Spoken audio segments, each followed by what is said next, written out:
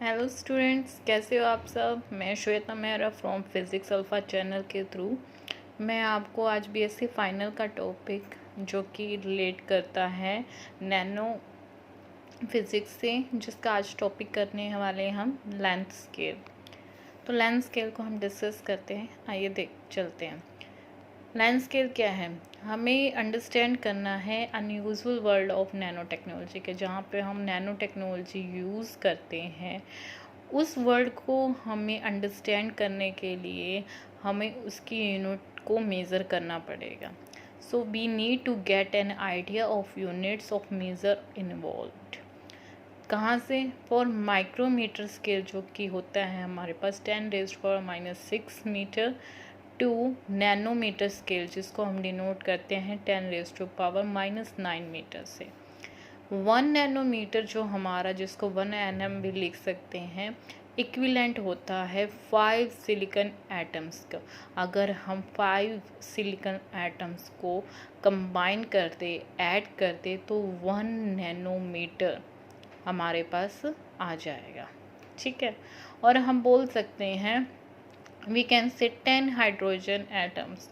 अब आप सोचोगे यहाँ पे तो 5 सिलिकॉन एटम्स हैं और यहाँ पे 10 है। देखो, सिलिकॉन जो एटम होता है वो हाइड्रोजन एटम से क्या होता है, काफ़ी बड़ा होता है।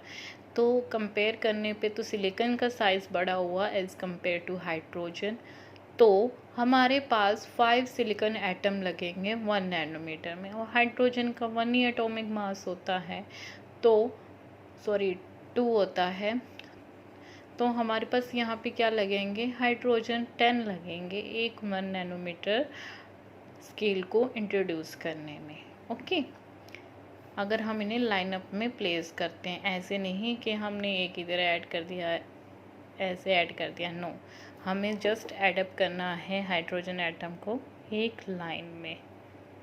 ठीक है, ये सिलिकॉन मान के चलते हैं 5 सिलिकॉन एटम, यानी इतने हमारे एटम 1 नैनोमीटर के इक्वल होंगे। Okay, when one goes down from bulk size to micrometre scale means, जब बल्क मटेरियल को हम ब्रोक करते हैं तो माइक्रोमीटर स्केल आता है, जो 10⁻⁻6 मीटर होता है। ठीक है, फिर इसको और फर्दर डिवाइड करेंगे तो किस में आ जाएगा, नैनो स्केल में, जो होता है 10⁻⁹ में। When one goes down from bulk size, यानी मीटर हो या सेंटीमीटर स्केल हो, टू माइक्रोमीटर स्केल, उसकी फिजिकल प्रॉपर्टी क्या रहती है, हमारे पास सेम रहती है, बल्क मटेरियल की भी और हमारी माइक्रोमीटर वाली जितने भी अदर मटेरियल हैं, सबकी फिजिकल प्रॉपर्टी क्या रहने वाली, सेम। लेकिन जब हम उसको माइक्रोमीटर से हम नैनो स्केल में लेके जाते हैं, तब हमारे पास फिजिकल प्रॉपर्टी क्या एकदम से चेंज आ जाते हैं, मतलब ड्रास्टिकली, क्योंकि उसकी सबकी ओरिएंटेशन, क्रिस्टल्स होते हैं, ओरिएंटेशन चेंज हो जाते हैं, प्लेन्स चेंज हो जाते हैं, पोलराइजेशन चेंज हो जाती है, बहुत सारे चेंजेस आते हैं जब बल्क मटेरियल से हम नैनो स्केल की तरफ आते हैं। In the nanometre scale the physical property of material change drastically. देखो, हमारे पास यहाँ पे जस्ट एग्जांपल दे रखे हैं, नॉर्मल एग्जांपल, कि हम कैसे मेजर कर सकते हैं। हमारे पास एटम है वो 1 एंगस्ट्रॉम है, जिसको हमने सिंपल डॉट से डिनोट किया। एक स्मॉल डाई है जिसको हमने मॉलिक्यूल से मिलकर बनी है 1 नैनोमीटर के। कोई फ्लोरोसेंट प्रोटीन है जो ऐसा दिखता होगा, वो 10 नैनोमीटर के हैं। कोलाइडल गोल्ड है जो ऐसा दिखता होगा, वो 100 नैनोमीटर का, ये 100 नैनोमीटर है। बैक्टीरिया है जो सिंपल लाइन में है, वो 1 माइक्रोमीटर में। और हमारे पास जो सेल होते हैं, डिफरेंट एनिमल सेल, किसी भी टाइप के, किसी भी शेप में हो सकते हैं, वो 10 माइक्रोमीटर के होते हैं। ओके, तो चलते हैं लेंथ स्केल पे। हमने क्या करना है, 1 मीटर से अबव तो हमारा ह्यूमन साइज आ जाता है। ठीक है, उसको हम नैनो स्केल तक लेके जाएंगे। हम 1 की पावर 10, 1/10 से हम एक्सीड करते जाएंगे जब तक नैनो स्केल ना आ जाए। 1 मीटर, फिर डाउन किया 10⁻⁻1 मीटर, 10⁻⁻2 मीटर, सो ऑन, ऐसे हमने 10⁻⁻10 मीटर तक किया है। जो हमारे 1 मीटर से एक्सीड करेगा आगे की तरफ वो हमारा ह्यूमन साइज़ है, कितना भी हो सकता है 1.73 मीटर से लेकर 7 मीटर भी हो सकता है, 8 मीटर भी हो सकता है। ठीक है, नॉर्मल जो होता है हमारे पास इंडिया में जो मेल पर्सन की होती है, जो मैक्सिमम हाइट होती है वो 6.4 तक है हाईएस्ट, और वैसे अप्रॉक्सीमेटली 6 फीट।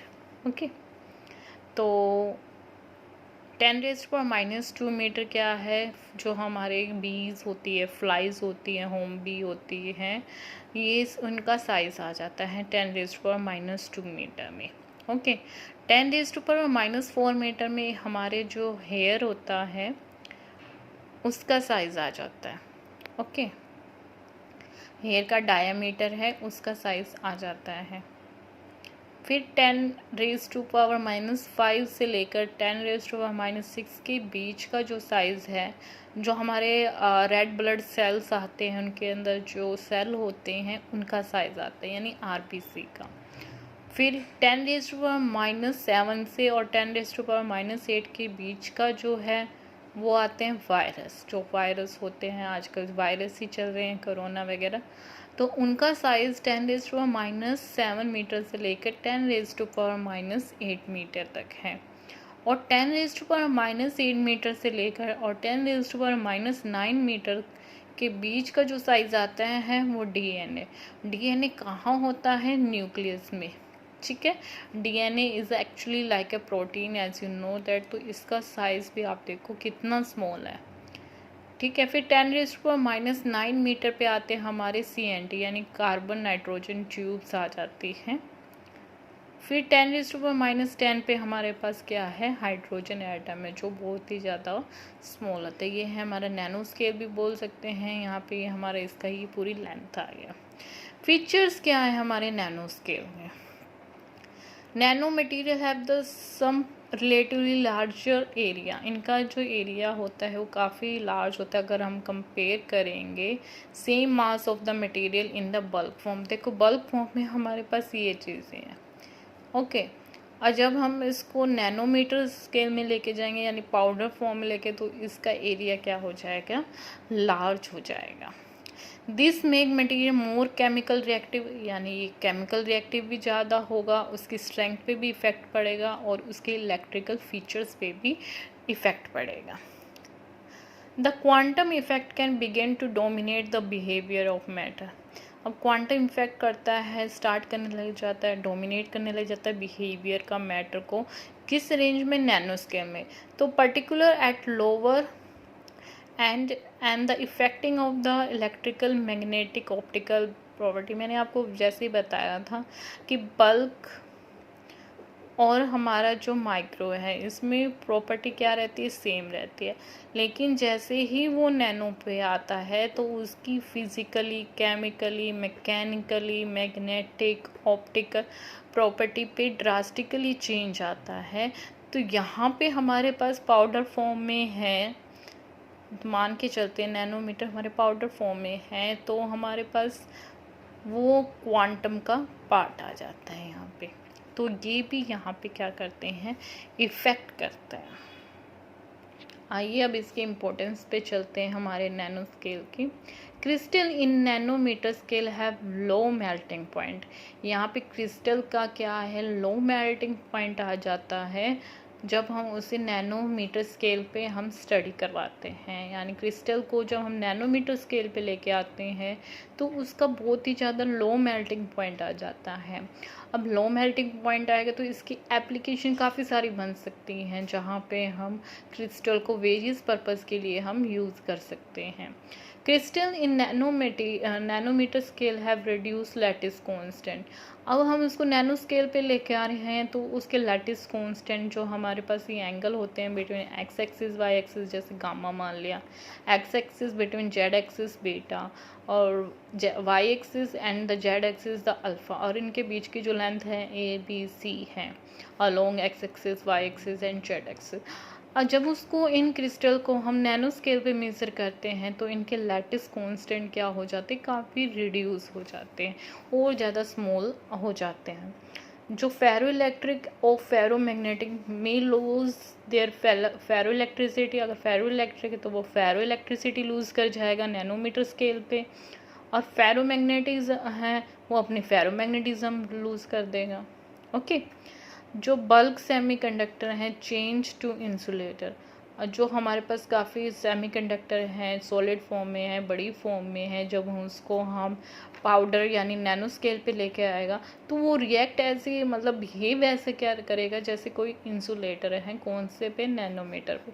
तब वो इतना इलेक्ट्रिसिटी प्रोड्यूस नहीं कर पाएगा, इलेक्ट्रिक प्रॉपर्टी अपनी लूज़ कर जाएगा, तो यहाँ वो तब बन जाएंगे insulator. Reactivity of bulk material is different than reactivity, जो बल्क मटेरियल कर रहा था किसी भी इफ़ेक्ट्स के कारण, बाहर के आउटसाइडर के कारण, अब वो डिफरेंट रिएक्ट करेंगे वही सेम मटेरियल जो हम नैनोमीटर स्केल, यानी हमारा बल्क मटेरियल मान लो यहाँ पे टेम्परेचर के कारण मेल्ट हो रहा था, ठीक है, अगर अब वो नैनोमीटर स्केल पे आ चुका है, अब वो टेम्परेचर उसको इतना इफ़ेक्ट नहीं कर रही, तो उसकी जो रिएक्टिविटी है विद द टेम्परेचर या अदर मॉइस्चर्स वगैरह, अदर कोई भी जनरल इफ़ेक्ट है, तो वहाँ पे रिएक्टिविटी दोनों की डिफरेंट होएगी। बल्क मटेरियल अलग डिफरेंट बिहेव करेगा और हमारा जो नैनो मटेरियल है वो डिफरेंट बिहेव करेगा जब हम उसमें रिड्यूस करेंगे नैनोमीटर स्केल पे। सो मैंने बहुत मेहनत करी है, तो आप प्लीज़ मेरा जो वर्क है प्रेज़ करिए with the like, comment, subscribe to the Physics Alpha, share ज़रूर करें, सेफ रहें, सैनिटाइज़र यूज़ करते रहें, हैंड वॉश यूज़ करें, आप घर में रहें, सुरक्षित रहें, अपनी फैमिली को भी सुरक्षित रहें। Thank you so much,